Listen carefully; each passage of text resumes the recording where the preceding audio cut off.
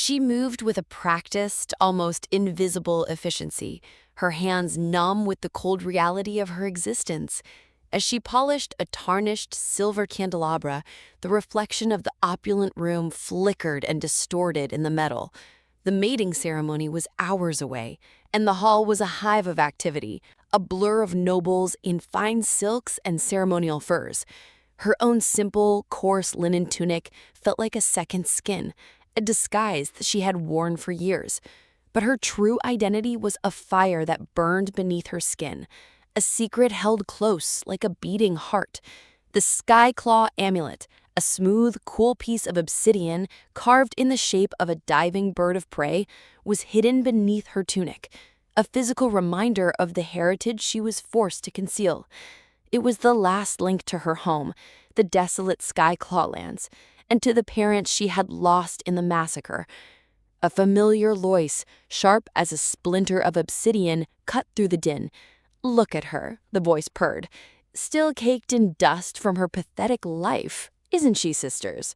Sylvia, the undisputed frontrunner for the Luna title, stood with a few of her friends, her perfect face a mask of serene mockery.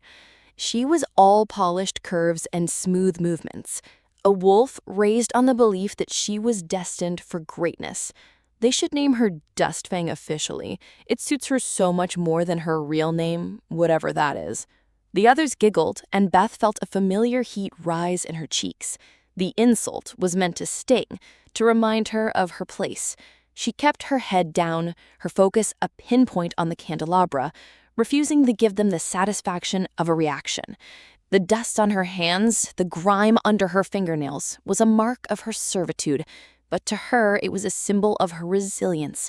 She had survived, even thrived, in the shadows, and no mocking name could take that away from her. On the dais, a raised platform of polished stone and dark wood, Rick felt the weight of his legacy like a heavy cloak. His father, the late Alpha King Varkas, had been a tyrant, a ruler whose authority was forged in fear and bloodshed. The Moonstripe stronghold, a fortress of obsidian and stained glass, felt less like a home and more like a tomb to the old king's memory. Rick had inherited his father's power and his formidable physique, but his spirit was his own. He was haunted by the Skyclaw massacre, a ruthless act of aggression that had destroyed an entire pack and left their lands barren. He knew that the mating ceremony was more than just a tradition. It was a political maneuver, a chance for the elders to maintain control by forcing him to marry into one of the powerful families. He watched the hall, a vast space of whispered ambitions and tense smiles, and felt a profound sense of isolation. His gaze fell upon Sylvia, the she-wolf everyone expected him to choose. She was beautiful, poised, and politically perfect, a symbol of the old ways he so desperately wanted to leave behind. A union with her would secure the loyalty of the most influential families, but at what cost to his soul? He was meant to be a king, but he felt like a pawn. His eyes drifted to the kitchens, to the shadows where the servants worked. He saw her, the girl they called Dustfang, moving with a quiet purpose that was a stark contrast to the performative elegance of the nobles. Her head was down, but there was a subtle strength in her posture, a dignity that shone even through the worn cloth of her tunic. He had seen her before, her unyielding resilience, a quiet rebellion against the system that had oppressed her.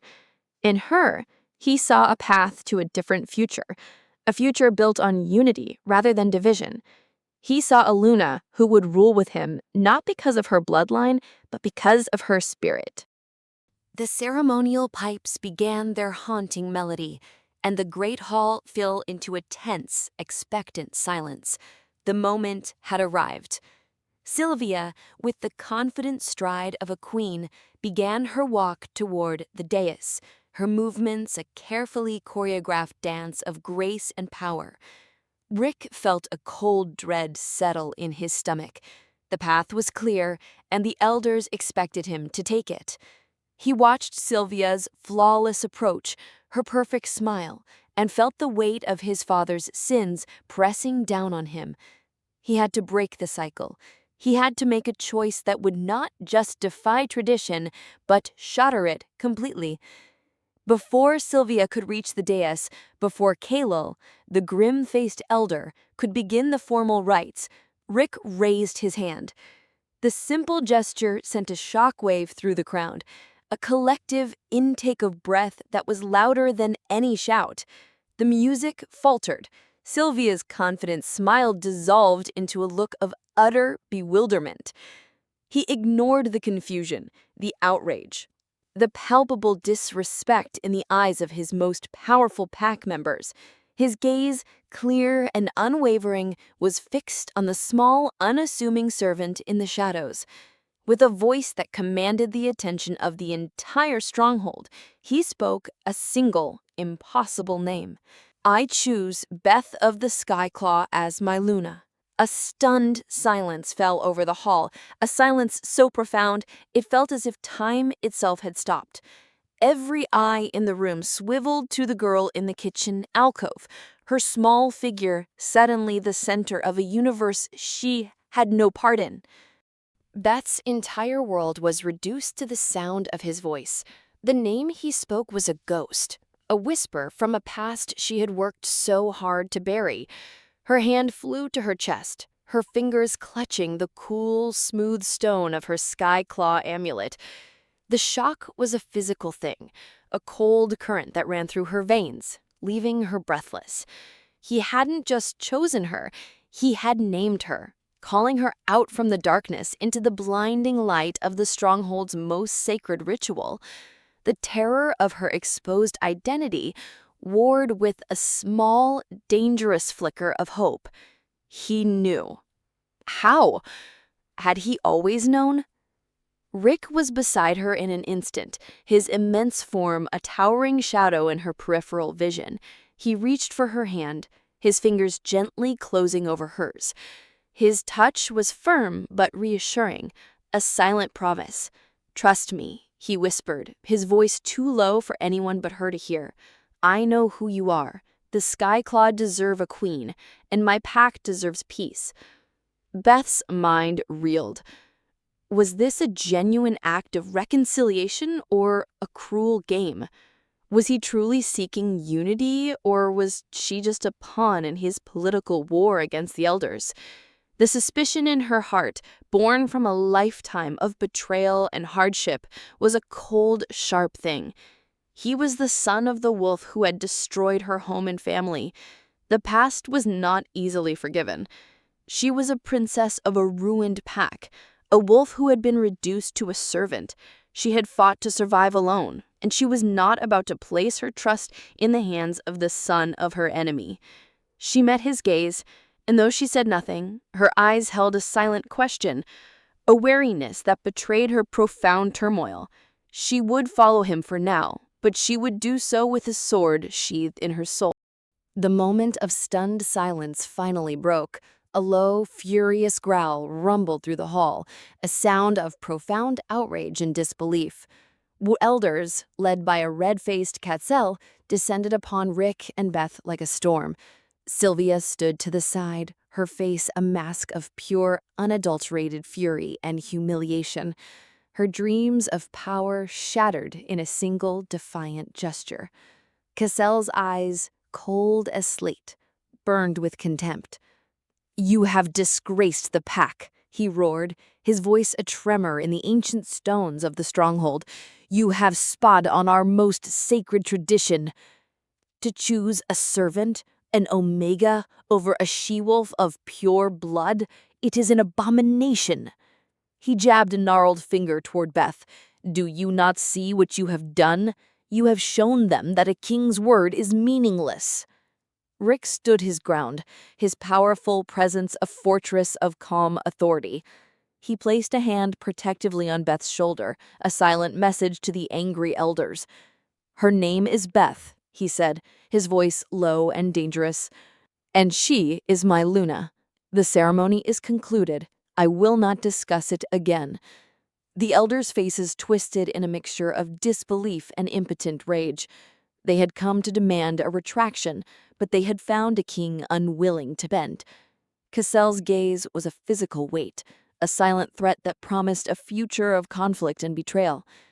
"Your father would have had her executed for this insolence," he snarled. Rick's eyes met his without a flicker of fear. "And that is why I will not be my father," he replied, the words a silent promise and a threat. He had made his choice, and the battle lines had been drawn. The old ways and the new were now at war, and the first shot had been fired. As the elders retreated, their muttering threats a receding storm, a tense silence settled once more over the chambers. Rick turned to Beth, the quiet girl he had now made his Luna. Her hands were clasped in her lap, her knuckles white. She looked up at him, her eyes filled with a mixture of fear, awe, and a budding understanding. He sat on the floor, cross-legged, facing her. He wanted to be at her level, to show her that this was not a decree but a partnership. "I know this is not what you expected," he began, his voice soft, "but I could not continue a legacy of fear. My father's traditions led to the Skyclaw massacre. His alliances were born of oppression. We are a divided pack. The nobles live in opulence, while the workers, you, are made to feel less than. My vision is a pack where every wolf has a place of honor." Beth listened, her eyes fixed on his. She had never heard an alpha speak of such things. Alphas spoke of power, of dominance, of territory. He spoke of unity. A small, shaky smile touched her lips. "I have never seen an alpha kneel before a servant," she whispered. Rick's hand found hers, his thumb gently stroking her knuckles. "Then it's time for new traditions," he said. He had made a choice, and he knew the path ahead was long and filled with peril. But looking at her, at the quiet strength in her eyes, he knew he had made the right one. He had found not just a Luna, but a partner. Together, they would have to face the fallout of his decision, a decision that had broken tradition and now threatened to plunge the Moonstripe Pack into a cold war. This was not the end of the ceremony. It was the beginning of their reign. The transition from servant to Luna was as jarring as stepping from a dark cave into the blinding sun. Beth now moved through the hallowed halls of the Moonstripe stronghold, not as a ghost, but as a reluctant figurehead, a constant object of scrutiny. She was a curiosity, a symbol of Rick's rebellion, and the nobles watched her every move with a mixture of suspicion and thinly veiled hostility. Her new chambers were a suffocating testament to her new status. Rich tapestries, soft furs, and an unnerving silence. She felt more a prisoner here than she ever did in the kitchen. Her old servant's uniform, folded neatly in a trunk, was her only comfort, a link to the life she had lost. She was now a fixture at Rick's side. And in doing so, she became privy to the inner workings of his court, to the whispers and secrets that had once been hidden from her. One evening, while pretending to organize scrolls in the Stronghold's war room, she overheard a tense conversation between Rick and his most loyal warrior, Ragnar. The scent of a distant, foreboding threat hung in the air. Ragnar spoke in hushed tones, his voice a low growl. "A message from the border scouts, my alpha. The patrols are reporting increased activity in the barren lands. Zorak's forces are on the move. We believe he's planning to strike the eastern flank, but the intelligence is cryptic." Rick's face was grim, a shadow of his father's old war-hardened expression. "He's testing us, seeking a weakness," Rick replied. As she listened, Beth's heart began to hammer against her ribs. She knew the barren lands they spoke of. They were the desolate Skyclaw lands, her home. Zorak was not just an enemy of the Moonstripe Pack. He was the usurper who had betrayed her family and claimed her throne. The instincts of a Skyclaw alpha, long dormant, began to stir. The threat was not just to Rick's pack, but to her own legacy. The next day, during a great ceremonial feast meant to celebrate Rick's new Luna, the tension in the stronghold was palpable. The nobles feigned politeness, but their eyes held a cold, venomous hostility. Beth sat beside Rick on the dais, her body radiating an uneasy tension. She felt exposed, a sacrificial lamb on a grand altar. Suddenly, a figure detached itself from the shadows near the great doors. It was a lone wolf, his face hidden by a dark hood, his movements silent and lethal. The air grew cold, a prickling sense of wrongness filling the hall. The assassin's target was not Rick, as everyone assumed, but her. He moved with a speed that was almost unnatural, a blur of motion. Sylvia screamed, and a few of the elders scrambled for their weapons. But it was too late. The assassin lunged, a silver dagger gleaming in his hand, aimed for Beth's heart. In that fleeting second, something within Beth snapped. Years of hiding, of suppressing her true nature, fell away. The alpha strength of the Skyclaw coursed through her, a raw, untamed power that felt both ancient and new. She moved without thinking, her body reacting on instinct. She did not scream or flinch. She caught the assassin's wrist with the speed that shocked even Rick, twisting his hand and forcing the dagger to clatter to the floor. She threw him back with a force that sent him crashing into a table of food, the silver and crystal shattering in a deafening cascade. The assassin scrambled to his feet, a look of pure shock on his face as he stared at her. He had expected a helpless Luna, not a she-wolf who moved with the ferocity of a born fighter. He lunged again, but this time Rick was ready. He intercepted him, but Beth was a step ahead. She landed a vicious kick to the assassin's side, a move taught to her by her father's guards, forcing him to buckle. Wounded and outmatched, the assassin let out a frustrated snarl and fled into the night. The feast hall was a scene of utter chaos. The silence that had followed Beth's impossible display of strength was even more profound than the one at the mating ceremony. The nobles, who had once looked at her with smug pity, now looked at her with a mixture of fear and profound suspicion. Rick was by her side instantly, his hand on her back, his voice a low growl of pure, protective rage. "Seal the stronghold. Hunt him down. He will not escape." His order was absolute, and a team of guards immediately moved to secure the perimeter. But the damage had been done. Sylvia, recovering from her shock, used the moment to sow seeds of doubt. "How did she do that?" she whispered, her voice carrying just enough to be overheard by the nearest nobles. "A servant with such strength? It's unheard of.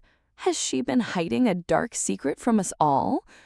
The whispers began to spread like a wildfire. How could a servant fight like an alpha? Was she a traitor from another pack? Did she work with the assassin? The very traits that Rick had found so compelling, her quiet resilience, her hidden strength, were now being weaponized against her. She was no longer just a curiosity. She was a threat. Beth stood, her heart racing, her mind reeling. She could feel the stares of the pack, the waves of suspicion washing over her. She had been so good at hiding, but in a moment of pure instinct, she had exposed herself for the whole world to see. Later that night, alone in her new opulent chambers, Beth's hands trembled as she clutched the Skyclaw amulet. Her heart still hammered, not from fear, but from the raw, exhilarating memory of the fight. The feeling of her own strength, of her true self, had been a revelation. She had always known her lineage, but the massacre had broken her, and she had spent years burying that part of herself. But today, the alpha within had answered the call to fight. Rick's words of unity and peace echoed in her mind. He had protected her, but he also hadn't been surprised by her fighting prowess. He had seen the amulet. He had called her by her true name. Was her strength part of his plan? Was she just a tool, a weapon he would use in his war against Zorak? The answer, she decided, didn't matter. She looked at her reflection in the polished obsidian of her amulet. The face staring back at her was not that of Dustfang, the quiet servant. It was the face of Beth, the princess of a fallen pack. She had revealed her strength for all to see. The time for hiding was over. She would not be a pawn in anyone's game. She would not let Rick's noble intentions, if they were indeed noble, define her. From now on, she would fight for herself, for her pack, for the justice that had been denied her. She would play her own game on her own terms. Driven by a blinding mix of fury and wounded pride, Sylvia's mind turned with a single purpose: to see Beth ruined. She had lost her chance at the throne to a common servant, and the humiliation was a brand on her soul. She slipped away from the feasting hall, her movements as sharp and precise as a viper's strike, and made her way to a hidden passage behind the council chambers. There, she met a figure cloaked in the shadows, a face she knew, but whose presence in the stronghold was a profound betrayal. It was Commander Gavnik, Zorak's second in command, a cunning wolf with a razor-sharp intellect and a cold, calculating smile. "Sylvia," he greeted, his voice a silken whisper, "I knew you would be a valuable asset." Sylvia spat with rage. "I want that she-wolf's head on a spike. She humiliated me. She humiliated the pack." Gavnik's smile grew wider. "Of course. And she has proven herself to be a problem for my alpha as well. But brute force is not the way. We will use her own past against her. Varkis destroyed her pack. Rick is his son. She must learn that the blood of her enemy runs through the veins of the man she serves." He handed her a small rolled-up parchment. "This is not just a plan. It is a poison, a truth she will not be able to bear. Plant the seed of doubt, and she will tear the stronghold down herself." Sylvia looked at the parchment, her eyes glinting with a cold, renewed sense of purpose. This wasn't about revenge anymore. It was about power, and she would do anything to get it back. Rick found Beth in her chambers, still staring at her amulet. He felt the tension radiating from her, a palpable barrier of wariness. "I know you have questions," he said, his voice gentle. "About me, about your new life, about why I did this." Beth looked up, her gaze steady. "You knew who I was. You chose me because I was a Skyclaw. It wasn't a question. It was an accusation." Rick nodded, his honesty a painful burden. "Yes, I saw a path to peace, a way to unite our packs and atone for my father's crimes. But that doesn't make my choice a lie. I also saw you. I saw your strength and your resilience. I saw you for who you were, not who they wanted you to be." Beth felt her resolve waver. She wanted to believe him, but the fear of betrayal was a deep-seated wound. "And what now?" she asked, her voice low. "Now they know I can fight. They are not just suspicious of you anymore. They are suspicious of me. Your war has become my war." Rick stepped closer, his presence a comfort she was not yet ready to accept. "Then we fight together," he said, his voice low and firm. "We are bound together now, whether we like it or not. The assassin was sent by Zorak. He is trying to destabilize the pack from within. He knows who you are, and now the rest of the pack will soon find out. But you and I, we are all we have. We must trust each other, if only to survive this." He held out his hand, a silent offer of a partnership she knew she had to accept. The bond between them was not one of love, not yet, but of a shared burden, a pact forged in the fire of an assassin's attack and the cold reality of their new life. The stronghold, once a fortress of obsidian and power, now felt like a house of cards, its fragile peace held together only by the thinnest thread of Rick's authority. Sylvia, driven by a raw, unadulterated fury that had festered since her humiliation at the mating ceremony, saw her chance to not just regain her place, but to shatter the very foundation of the Moonstripe Pack. She was a predator, a she-wolf who had been trained for a throne, and she would not suffer a servant to steal her destiny. The plan Gavnik had presented to her in the shadows was a masterpiece of manipulation, a poison that would destroy Beth from the inside out. It was a truth so painful, so profound, that it would turn Beth against the very man who had chosen her. Sylvia met Gavnik in a hidden, candlelit chamber beneath the stronghold, a secret passage known only to a few. Gavnik, Zorak's second in command, was a serpent wrapped in a cloak, his voice a low, cunning whisper that promised power and retribution. "The girl is a problem," Gavnik said, his eyes glinting in the dim light. "But her greatest weakness is not her lack of strength. It is her faith. She has begun to trust Rick, however reluctantly. We must break that trust." He laid out a series of documents on a polished stone table, old ledgers, frayed parchments, and blood-stained scrolls. They were records of Varkus's campaign against the Skyclaw Pack, not just of a war, but of a systematic, brutal massacre. The most damning documents were a set of orders, sealed with Varkus's own crest, outlining the final, merciless extermination of the last Skyclaw survivors. These prove that it was not a skirmish. It was an execution. Your father's personal orders, and you will deliver them to her. Sylvia's eyes widened, a slow smile spreading across her face. This was not just about revenge anymore. It was about absolute power. By exposing this truth, she would not just destroy Beth and Rick, she would throw the stronghold into chaos, making it ripe for Zorak's taking. She had her weapon, and she knew exactly where to strike. Beth felt the weight of the stronghold's animosity every time she stepped outside her chambers. She was a pariah, a living affront to their traditions, and even the servants now looked at her with a mix of fear and contempt. It was on one of her walks through the labyrinthine corridors that she was intercepted. A figure, silent and fast, pulled her into a small, dark side chamber. It was Gavnik, his face a mask of false sympathy. Before Beth could react, he had a dagger at her throat, but the gesture was not one of threat, it was one of control. He held out a bundle of scrolls. "I am not here to harm you, princess," he whispered. "I am here to tell you the truth. You are trusting the son of the wolf who destroyed your family. Do you really believe that he would choose you out of nobility? No, it was a political calculation. Look at these." He unfurled the scrolls, their aged paper filled with Varkus's meticulous, terrible scrawl. Beth's eyes widened in horror as she read the words. It was not just a war, it was a plan, a strategy to lure the Skyclaw Pack into a false sense of security before executing them all.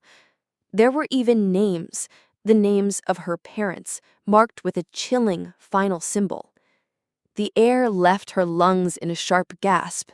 A wave of profound nausea washed over her, and her hands began to tremble. Gavnik's words echoed in her mind, a venomous chorus. He knew. Rick knew what his father did. He chose you to atone for his family's sins, to buy peace with your royal blood. You are a tool, a symbol. He is the son of your enemy, and he has been deceiving you all along. The words were a physical blow. A betrayal so sharp and unexpected that it eclipsed the pain of the massacre itself. The fear that had always simmered beneath her hope now erupted into a raging inferno of certainty. Gavnik was gone as quickly as he appeared, leaving her alone with the horrific truth. Beth stumbled back to her chambers, the scrolls clutched so tightly in her hands that the paper tore. Her heart was a drum of fury and pain, her mind a maelstrom of memories. Every kind word Rick had spoken, every protective gesture he had made, now felt like a cruel mockery. He had known. He had known the full extent of his father's crimes, and he had not told her.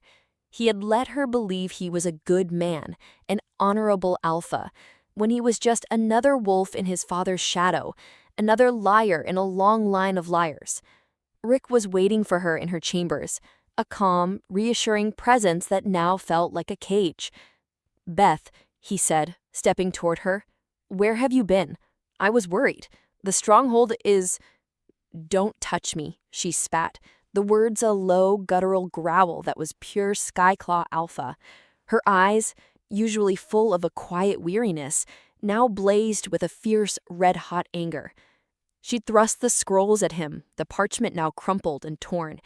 "Did you know?" she demanded, her voice shaking with a rage that was barely contained. "Did you know he didn't just win a battle? Did you know he hunted my people for sport? That he ordered my parents' death?" Rick's face paled as he saw the blood-stained signature, the familiar crest of his father. He had known the massacre was brutal, a blemish on his father's legacy, but he hadn't known the extent of it.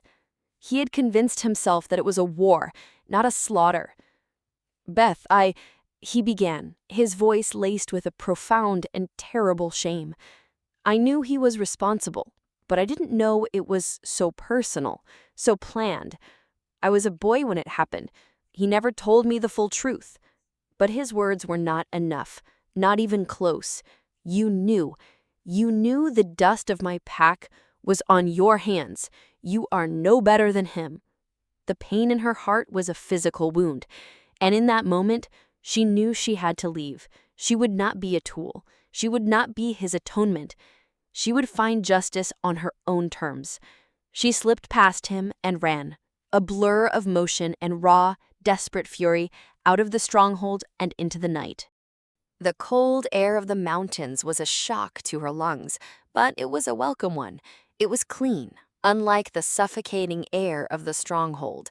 She ran without a destination, her feet pounding a furious rhythm against the jagged stone, the pain in her muscles a dull thing against the fire in her heart. She wasn't fleeing, she was reclaiming herself. With every step, she felt the phantom weight of her parents' hands on her shoulders, their voices whispering in her memory. She remembered her father, the Skyclaw Alpha, teaching her to track deer through the whispering woods, his face lined with the wisdom of a true leader. She remembered her mother, Luna to the Skyclaw, with her kind smile and her unyielding spirit, telling her that the pack's strength came from their unity, not from the fear they instilled. She saw her parents not as victims of a terrible battle, but as the targeted casualties of an act of pure, cold-blooded violence. The rage that had been a fleeting spark in the feast hall was now a consuming inferno. Rick had protected her, yes, but he had done so with a secret. He had let her live a life of lies, and now that lie had exploded in her face. He was not a savior, he was a manipulator. She was a bargaining chip, a political asset. The Skyclaw amulet felt like a brand on her skin, a reminder of the heritage she was now truly prepared to fight for. The time for hiding was over. The time for being Dustfang was a distant memory. She would not be a Luna to a pack that had destroyed her own. She would not be a pawn. She would be a warrior. Back in his chambers, Rick felt a sense of profound, crippling shame. He had known the history was dark, but he had convinced himself it was a matter of perspective, a brutal but fair war won by a ruthless king. The evidence Govnik had provided, the same evidence that had sent Beth fleeing, proved him a fool and a liar, whether he had intended to be or not. He sank into a chair, the full weight of his father's crimes and his own failures pressing down on him. Ragnar, his most loyal warrior, found him there, his face a mask of grief. "Alpha," Ragnar said, his voice laced with concern.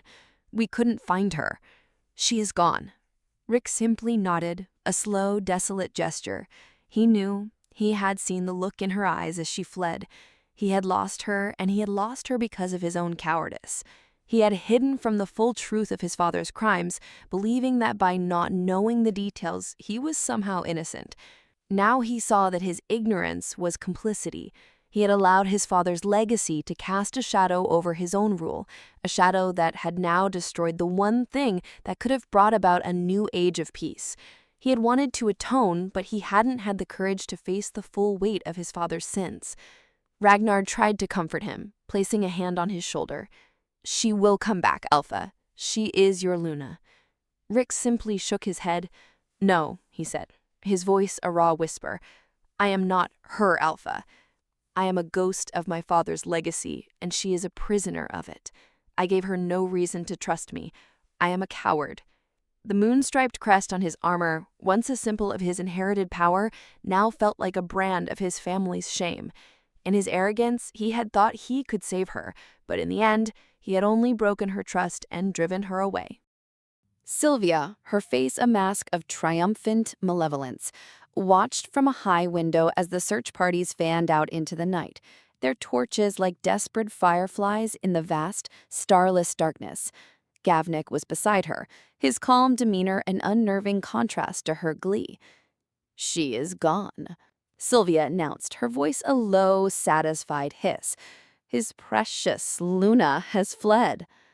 Gavnik simply smiled, a cold, creditory expression. "The seed has been planted. Now we wait for it to bear fruit." He was right. The word of Beth's flight and the rumors of her fury spread through the stronghold like a plague. The elders, who had long resented Rick's defiance, saw this as the validation of their fears. He had chosen a servant, and in doing so, he had brought chaos to their home. The pack began to fracture. The younger wolves who had been inspired by Rick's choice were now torn between loyalty to their alpha and the shame of their father's crimes. The older, more traditional wolves openly questioned his authority, their whispers turning into outright defiance. The stronghold, once a bastion of unified power, was now a tinderbox, and Zorak, waiting in the desolate lands, was the spark. Gavnik's plan had worked, with a chilling precision. Rick was isolated, a king without a queen, a leader whose authority was crumbling before his very eyes. Beth's flight, a desperate act of rebellion, had not only freed her from her gilded cage, it had also created a power vacuum that Zorak was poised to exploit. The stage was set for war, not just between two packs, but within the very heart of the Moonstripe stronghold. The cold, biting wind was a welcome sting on Beth's face, a sharp contrast to the suffocating heat of the stronghold's betrayal. She ran for what felt like an eternity, her lungs burning and her muscles screaming in protest. But the pain was a grounding presence, a physical marker of her escape. She didn't stop until the obsidian towers of the stronghold were a distant, jagged memory on the horizon. The landscape changed, the lush, pine-scented forests giving way to a desolate, mist-shrouded wasteland. The air grew thinner, the ground was jagged stone, and the trees were skeletal, their branches like gnarled claws against the gray sky. She had reached the Skyclaw lands, the ruined territory that was once her home. A profound sense of loss washed over her as she took in the scarred earth and the shattered stone of what was once her pack's great hunting grounds. It was all a graveyard, a testament to her family's final moments. She was about to fall to her knees in despair when she saw it. On a moss-covered rock, half hidden by a tangle of thorny vines, was a small, perfectly preserved carving of a Skyclaw, her pack's symbol. Her father had taught her to recognize these marks as a child, symbols used to signify hidden safe zones and meeting points. With a renewed sense of purpose, she followed the trail of symbols, a faint glimmer of hope in the overwhelming darkness. The trail led her to a hidden gorge, its entrance obscured by a natural rock formation. As she entered, the landscape opened up into a small, secluded valley, a pocket of green untouched by the surrounding desolation. There, huddled around a flickering fire, was a small group of wolves, the last of the Skyclaw loyalists, their faces worn with years of hiding, but their eyes still hold the fierce fire of their pack. The loyalists looked at her with a mixture of suspicion and awe, their gazes lingering on the Skyclaw amulet that rested openly on her chest, a silent declaration of who she was. Before she could speak, a scout from the edge of the camp let out a sharp cry. Zorak's scouts, relentless in their pursuit, had found the gorge. There were only 4 of them, but their numbers didn't matter. In this barren land, they were a death sentence. The Loyalists, outnumbered and outmatched in open combat, prepared to make their final stand. But Beth stepped forward, her hand raised. "No," she said, her voice clear and strong, despite the years of silence. "We will not be hunted. We will be the hunters." She had trained for years in these lands with her father's warriors. She knew every stone, every whisper of the wind, every shadow. She led the small group up the gorge, using a series of old hunting trails she had memorized as a child. They ambushed Zorak's scouts from above, a sudden and brutal assault that caught the enemy completely by surprise. Beth moved with the speed and precision of a true alpha, her strength a raw, powerful force. She took down the leader of the scouting party with a single, perfectly aimed strike, her feral instincts taking over. She didn't just fight, she commanded, her voice a low, commanding growl that rallied the Loyalists and sent a wave of terror through their opponents. The fight was over in a matter of moments, the 4 scouts either wounded or dead. The Loyalists, their weapons still clutched in their hands, looked at her with a newfound respect. Their leader, a grizzled old wolf with a scarred face, stepped forward and knelt before her, his head bowed. The stories were true. Our lost princess returned to us. One by one, the others knelt, their unwavering loyalty a stark contrast to the betrayal she had just fled. In the days that followed, the Loyalists, a group of 15 hardened warriors and a handful of survivors, gathered around Beth. Their trust in her was absolute, born not just of her royal blood, but of her demonstrated prowess. She was a physical link to their glorious past, and she was their only hope for a future. The old warrior, whose name was Torak, presented her with the pack's old war standard, a tattered, faded banner bearing the Skyclaw crest. As she held the banner, the weight of her heritage and the full horror of the massacre settled in her bones. She had fled the stronghold driven by a burning rage, a desire for vengeance against Rick, against his family, against the entire Moonstripe Pack. That primal urge was a fire in her veins, urging her to march on the stronghold and burn it to the ground.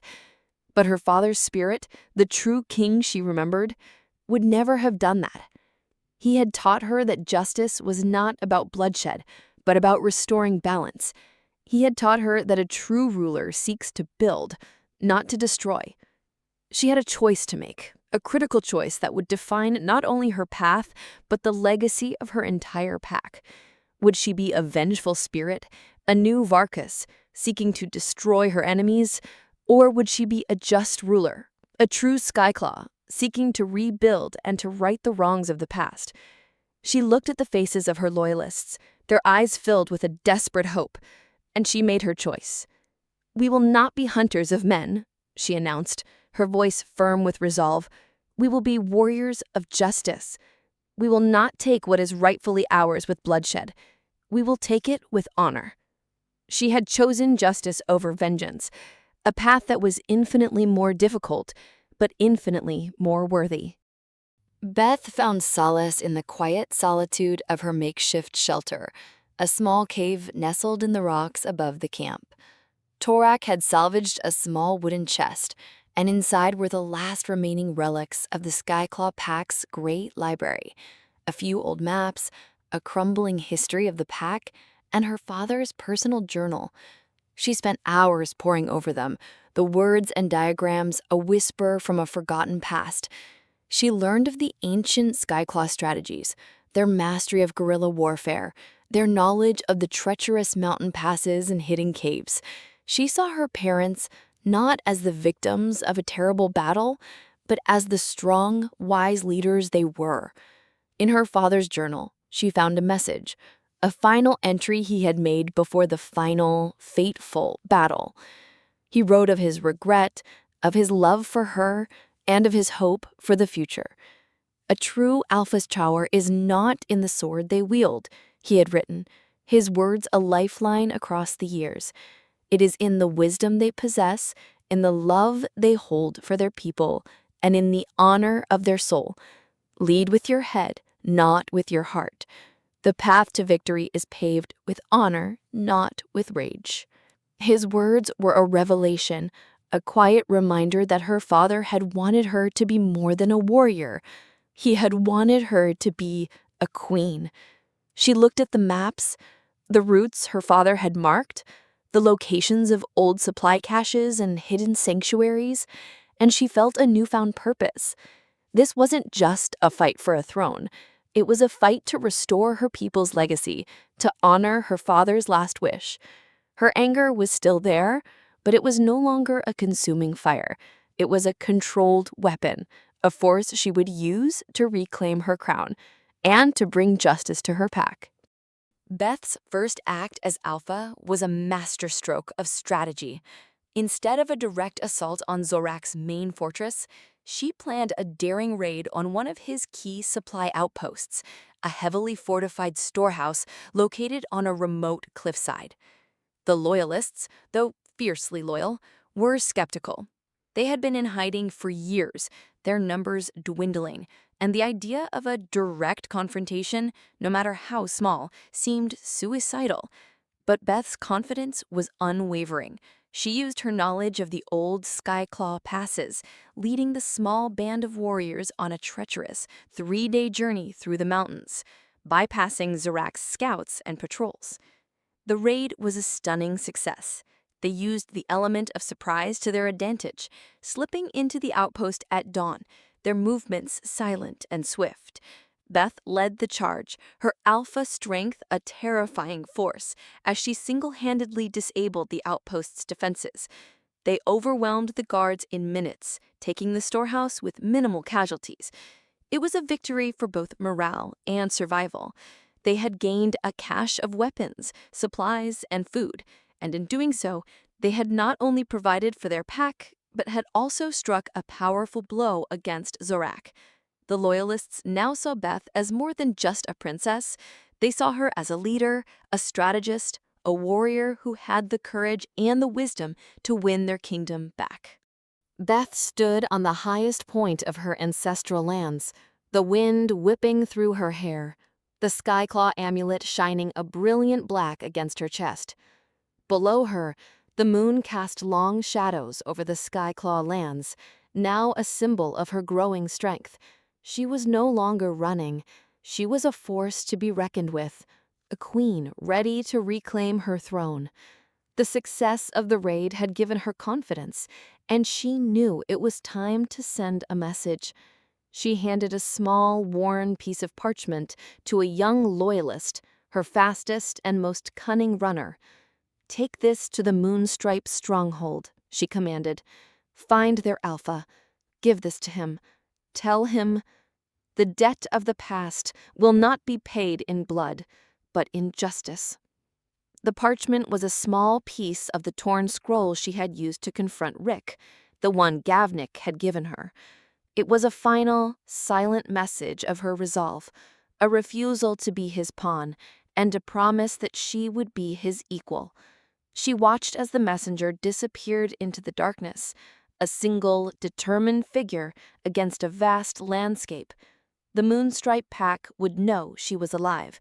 Zorak would know she was a threat. And Rick would know that the girl he had tried to save had now become a warrior he would have to face. The rebellion had officially begun, and a new kind of war was about to begin. The future of their packs, of their lands, and of their legacy would be decided not by blood, but by a new king and a new queen, a partnership forged in betrayal and tested in battle. After Beth's flight, the Moonstripe stronghold felt like a tomb.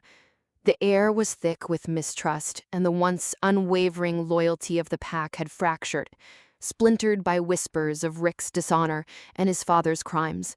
The elders openly questioned his authority, their cold stares a silent threat. But Rick's mind was no longer on his crown or the stronghold's fragile politics. It was on Beth, the she-wolf he had betrayed. Her parting words, "The debt will not be paid in blood, but in justice," echoed in his mind, a constant, painful reminder of his failure. He knew he had to face the truth, not just a partial truth, but the full, terrible weight of his father's actions. Guided by the shame he felt and the urgency of his love for Beth, he began to search for the full story.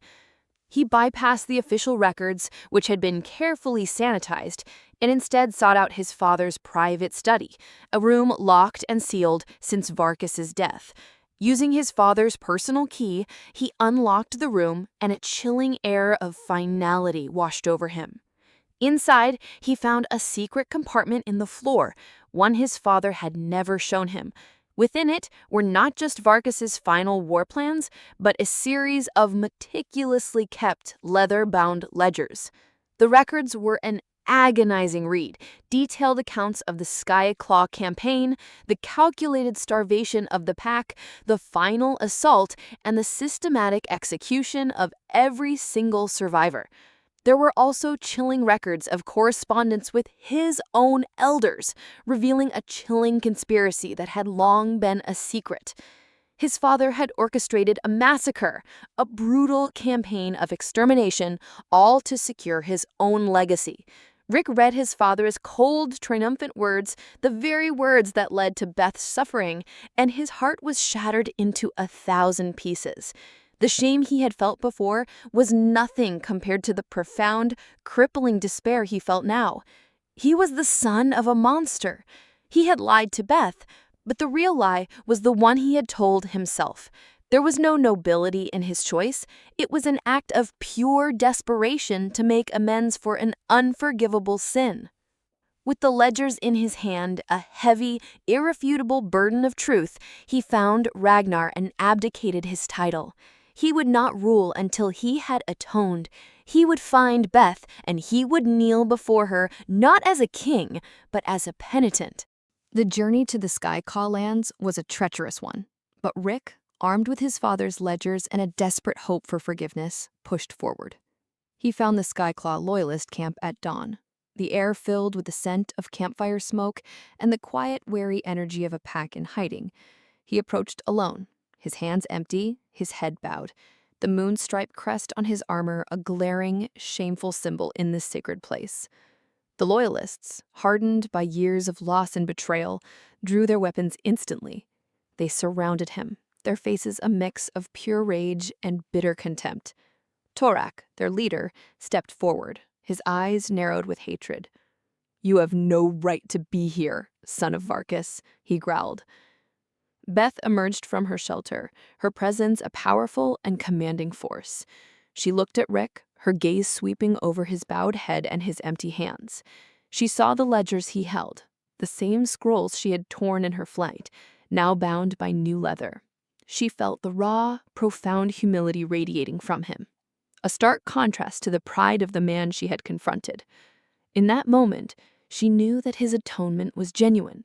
Her anger, a fire that had consumed her, now subsided into a quiet, simmering resolve. She had a choice to make, a critical one that would define the rest of their lives. She had to decide if she could truly trust the son of her enemy, if she could risk the lives of her loyalists on a king who had failed her once before. She looked at him, at his vulnerability, at the shame etched in his face, and she made her choice. "He is with me," she announced, her voice a calm and steady force. "He has brought me the truth, and we will use it to end Zorak's reign." The loyalists were stunned, but their trust in Beth was absolute. They lowered their weapons. For the first time, the two packs stood together, united not by a shared history, but by a shared purpose. The news of Beth's return and Rick's atonement spread through the Skyclaw lands like a ripple in a still lake. Soon, more survivors, scattered and in hiding, began to trickle into the loyalist camp. They were a small but fierce group, their hope renewed by the sight of their lost princess and their shared hatred of Zorak. They had lived as ghosts for years, but now they had a queen to fight for. Beth, a leader by instinct, began to lay out the plan. She used her knowledge of the old Skyclaw passes, her father's maps, and Rick's knowledge of the Moonstripe Pack's fighting style to plan a strategic assault on Zorak's fortress. The plan was a daring one, a small, precise strike designed to hit Zorak's weak points and force a confrontation. Rick, who had abdicated his title but not his strategic mind, was her equal in the war room. He offered his insights, his knowledge of his father's war-honed tactics, and together they were a force to be reckoned with. Their partnership was a seamless blend of her Skyclaw alpha instincts and his Moonstripe strategic prowess. They had one clear, unshakable goal: to defeat Zorak and reclaim the throne. Rick had brought with him two of his most loyal Moonstripe warriors, including Ragnar, who had been a silent, unyielding support to him in his journey. Ragnar, once a proud warrior of Varkus's line, now stood beside the Skycloud loyalists, his own sense of honor compelling him to fight for justice.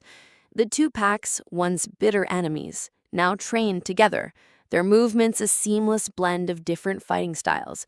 They were no longer two separate forces. They were a single, unified army, their resolve strengthened by their shared purpose. The time for waiting was over. The time for hiding was a distant memory. The future of their packs, of their lands, and of their legacy would be decided in the crucible of battle, and they were ready for it. The assault on Zorak's fortress was swift and brutal. They used the element of surprise to their advantage, slipping past Zorak's guards and fortifications through a series of old, forgotten tunnels that Beth had located on her father's maps. They hit the fortress from the inside, a quiet and deadly force, and within minutes, the fortress was in chaos. Rick led the Moonstripe warriors, their power a devastating force against Zorak's unprepared guards, while Beth led her loyalists, her movements a blur of furious precision. She was a queen of vengeance, a warrior of justice, and she would not be stopped. They found Zorak in the great hall of his fortress, a massive, arrogant wolf seated on her father's throne, surrounded by his remaining guards. He was a symbol of everything that had been lost, a usurper who had built his kingdom on the ashes of her pack. "Look at you," he sneered, his eyes filled with a cruel, mocking amusement as he stared at Beth. "The little servant girl returned to her home? Did you come back to polish my throne, little dustfang?" His words were meant to break her, to remind her of her past humiliation. But Beth simply stood tall, her eyes blazing with an unyielding fury. Rick stepped forward, his hand on her shoulder, a silent gesture of support. "She is not here to serve you, Zorak," he said, his voice a low, dangerous growl. "She is here to reclaim her throne." Zorak simply laughed, a loud, cruel sound that echoed in the vast hall. "And you, the coward son of a true king, have you come to apologize for your father's crimes? You are a disgrace to your bloodline. You deserve to be an Omega, a servant to the Skyclaw Pack."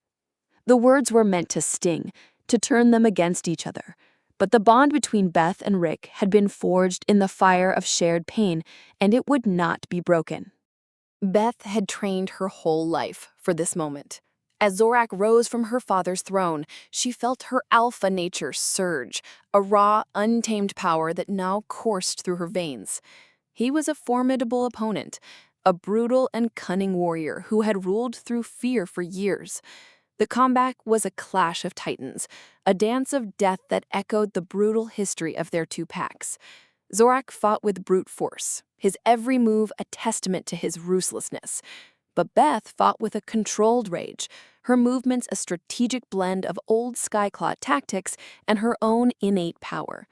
She used her superior knowledge of the environment to her advantage, using the shadows and the columns of the Great Hall to outmaneuver him.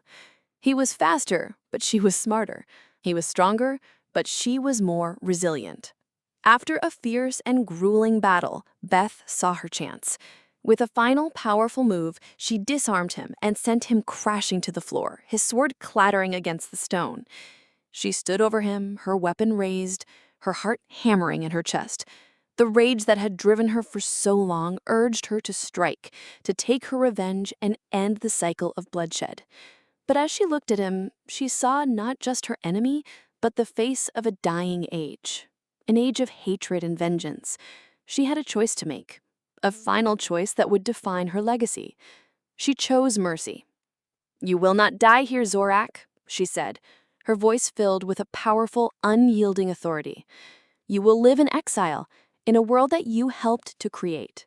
She then ordered her loyalists to take him away. The Skyclaw Pack, witnessing their princess's mercy and strength, knelt before her, their heads bowed, their loyalty unwavering. The Skyclaw amulet on her chest pulsed with a soft, black light, a silent testament to the queen who had not only reclaimed her throne, but had also restored her pack's honor. As the sounds of the battle faded, a profound silence settled over the great hall. Zorak was gone. Beth stood over the fallen body of her enemy, her heart filled with a mixture of grief and triumph. Rick walked to her, his movements slow and deliberate, and knelt before her, his head bowed. He held out the ledgers, the physical embodiment of his father's sins, and offered them to her as a sign of his complete and total surrender. "Your pack's debt has been paid in full," he said, his voice raw with emotion. "I have no claim to the throne. My only desire is to serve you, my queen, and to help you rebuild your lands." Beth looked at him, at his humility, his atonement, and the honest love in his eyes. She saw not just the son of her enemy, but a partner, a leader who had the courage to sacrifice everything for her and for justice. She reached out her hand, not to accept the ledgers, but to help him to his feet. "You are no longer a servant, Rick," she said, her voice a low, steady whisper. "And you are no longer a king. You are my equal, a partner, and together we will build a new legacy." The moonstripe crest, once a symbol of dominance and conquest, was now a sign of humility. The Skyclaw amulet, once a symbol of a lost past, was now a sign of a hopeful future. The two packs were no longer rivals, they were family. Their kingdom had been reclaimed, but their new legacy had just begun. The return to the Moonstripe stronghold was a homecoming unlike any other. They did not arrive as conquerors, but as a silent, powerful force of change. Rick and Beth, side by side, walked into the great hall, their presence a stark contrast to the whispered conspiracies that had festered in their absence.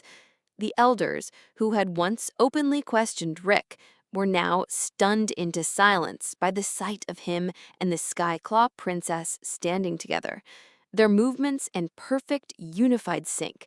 The pack gathered, a tense and wary assembly, their faces a mixture of fear, curiosity, and anger. This was the moment of truth. Rick stepped forward, holding the heavy, leather-bound ledgers. With a voice that resonated with a newfound authority, he exposed the truth of his father's crimes, not with the king's decree, but with a son's confession.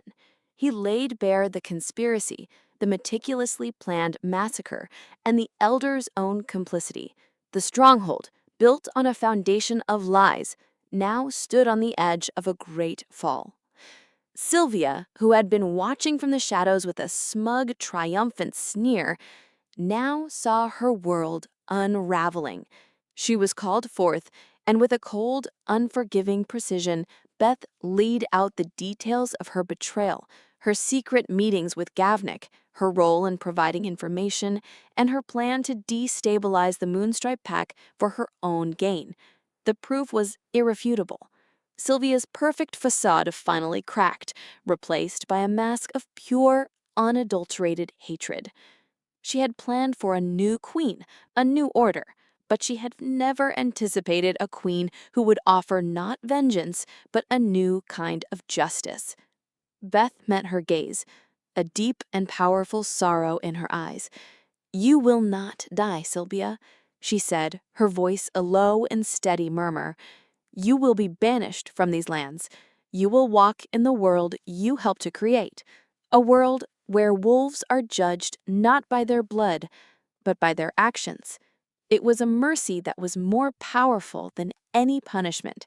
And in that moment, the Moonstripe Pack saw their future, a future ruled not by fear, but by justice.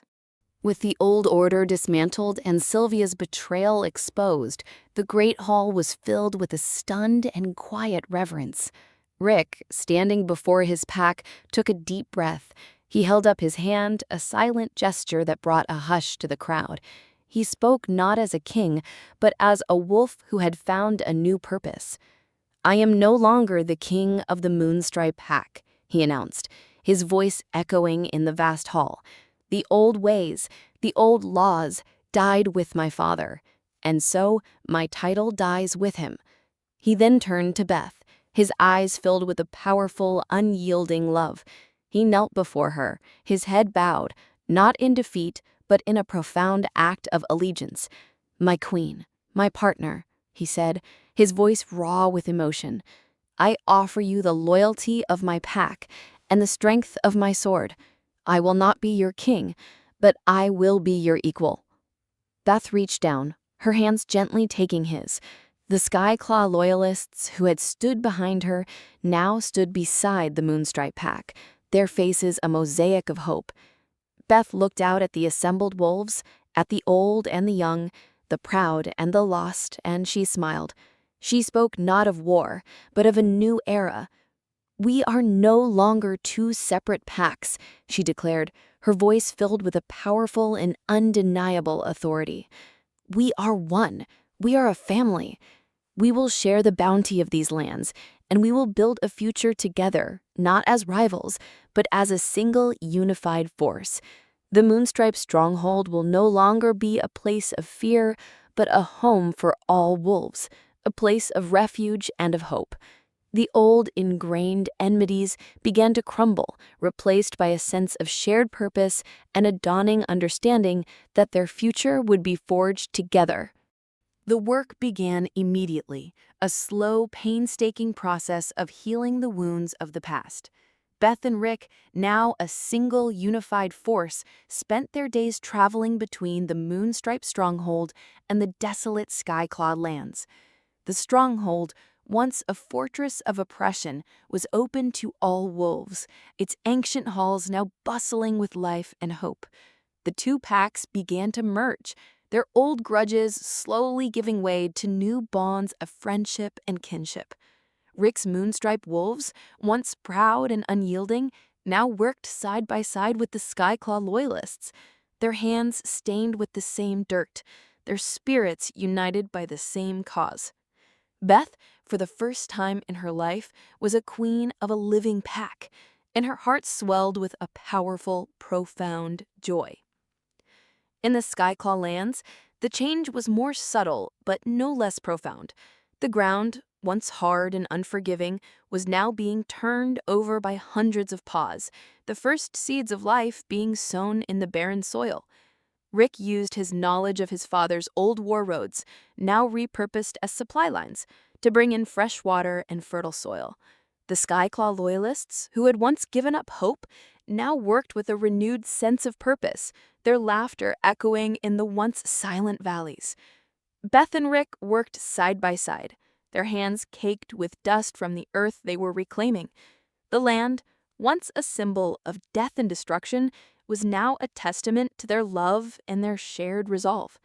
The cycle of vengeance had been broken, and in its place, a new age of growth was beginning. With the lands and the packs in the process of healing, Beth and Rick decided to hold a final, formal ceremony. It was a new kind of mating ceremony, one based not on bloodlines or political alliances, but on a shared purpose and a unified heart. The ceremony was held not in the great hall of the Stronghold, but on the highest peak of the Skyclaw lands, a place of profound significance to both packs. The combined packs gathered, their faces shining in the moonlight. Rick stood before them, holding the Moonstripe crest in one hand, his father's symbol of power. Beth stood beside him, holding the Skyclaw amulet, the symbol of her lost kingdom. They had both been prisoners of their heritage, but now they were free. Rick then placed the Moonstripe crest on a large flat stone, and with a small ceremonial knife, he carved a new symbol into the stone, the Skyclaw amulet. He then, with a profound and humble gesture, placed the moonstripe crest in the center of the carved amulet, a physical representation of their new, unified kingdom. The two symbols, once bitter rivals, were now a single, beautiful emblem of a shared destiny. Beth then took the knife and did the same, carving the moonstripe crest into her amulet, a silent promise to him and to her pack. Their love story, which had begun in a moment of desperate choice, was now the new lore of their kingdom, a story of two hearts and two packs united by a love that had the power to heal a divided world. The packs, watching the symbolic joining of their crests, began to cheer, a wave of profound emotion washing over the once divided wolves. They were no longer the Moonstripe and the Skyclaw. They were the unbroken pack. Beth and Rick stood before them, a single, powerful force, and made their final vows. Beth spoke first, her voice ringing with the authority of a true queen. "We vow to break the cycle of violence," she said, her words echoing in the vast open air. "We vow to lead with mercy, not with a vengeful hand. We vow to be a refuge for the lost, a home for the homeless, and a voice for the silenced. We will not be rulers, but shepherds, guiding our packs to a new age of peace and prosperity. The dust on our hands will not be of war, but of the fertile earth, and we will build a kingdom on a foundation of justice, not of fear." Rick then spoke, his voice filled with a powerful, earnest humility. "I vow to honor the past," he said, his eyes on Beth's, "but not to be defined by it. I vow to stand by my partner, my queen, and my love in all things. I will be your sword and your shield, your equal and your guide. I will never again allow the shadows of the past to define our future." The moonstripe crest is no longer a symbol of conquest, but of humility, and together we will show the world what true leadership looks like. Their words were a powerful, undeniable promise, a final resolution of the war that had raged in their hearts and in their lands. The two packs, once separated by a river of blood, were now united by a river of love. Years passed, and the unbroken pack thrived under the guidance of its two leaders. The Moonstripe stronghold, once an unyielding fortress, was now a shining city of light and culture, its gates open to all. The Skyclaw lands, once a barren wasteland, now flourished, its valleys green and its mountains alive with the sounds of wolves living in peace. Beth and Rick, their love a quiet, steady flame, ruled side by side, their decisions always made together, their hearts always one. Their children, the future of the unbroken pack, were a beautiful blend of their two legacies. They were a testament to the fact that love could conquer hate, that mercy could triumph over vengeance, and that a new legacy, forged in the ashes of the past, was infinitely more powerful than the old one. And so, we come to the end of our story, a story of an alpha king, a hidden princess, and the love that had the power to heal a divided kingdom. This is a story of hope, of resilience, and of a love that was strong enough to change the world. It's a love that makes you want to howl at the moon and celebrate the start of a new, more peaceful day. We're so glad you were here to share it with us. If you enjoyed this tale, please consider liking and subscribing for more amazing stories. Your support helps us bring you more adventures just like this one. Don't forget to share your thoughts on the comment section.